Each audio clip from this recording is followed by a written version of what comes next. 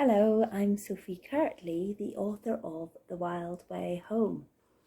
And in a minute, I'm going to go on an empathy walk. I'm going to show you what it's looking like outside. It's a bit rain splattered and miserable. Lovely day for a walk. Hello again. I've just got back in from my walk.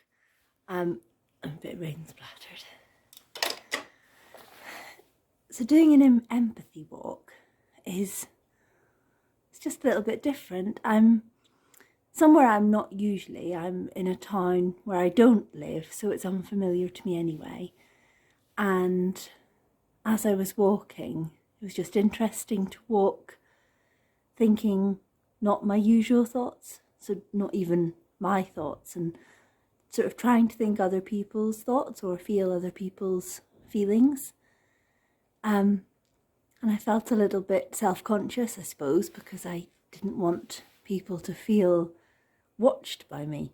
But anyway, so it's a really rainy day, and I just walked down a high street in a normal, average, ordinary market town. And as I was walking along, I noticed loads of people, actually. I noticed a little girl and her mum, and I wondered why the little girl wasn't at school, because it's the middle of a school day and she was a sort of school-age kid, and I wondered if there was a reason that she hadn't gone to school. Perhaps there was something in school that made her feel that it wasn't a safe place, or perhaps there was something special and lovely that was happening that meant that her mum had let her have the day off.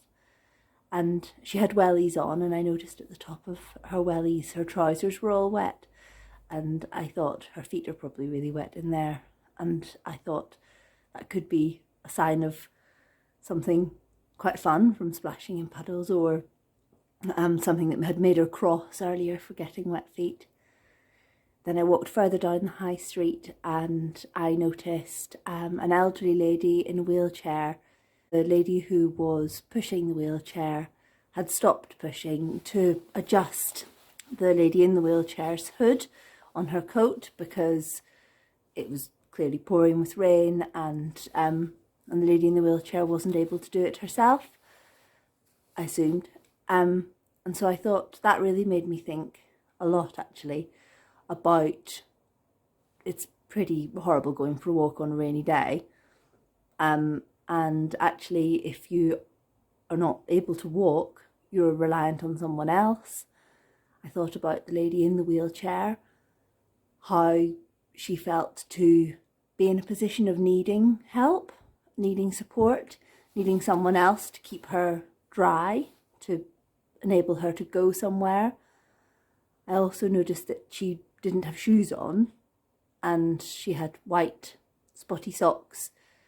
And I thought about how her feet would have been getting wet, and whether or not that would have bothered her, whether she would have noticed, whether she would just be used to that, and accepted it, or I just felt, I just wondered so many different ways that she might have felt.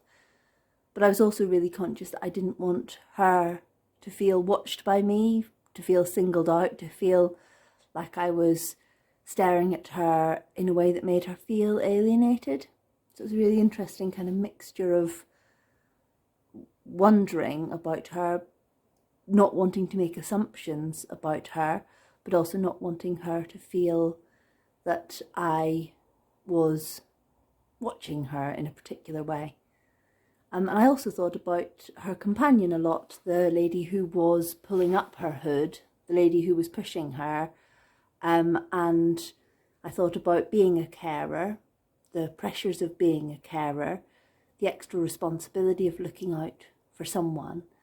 And I wondered about the relationship between the two of them, if they were friends or siblings, or they looked roughly the same age, but perhaps she was a professional carer and that was her job. But I wondered about the weight of that responsibility upon her. And as I walked back from my walk, still thinking about them, I thought about her hands, the lady who was pushing the wheelchair, because I was thinking even though it's May, it's really cold and wet and windy. And I imagined as she pushed, her hands probably would have got really cold.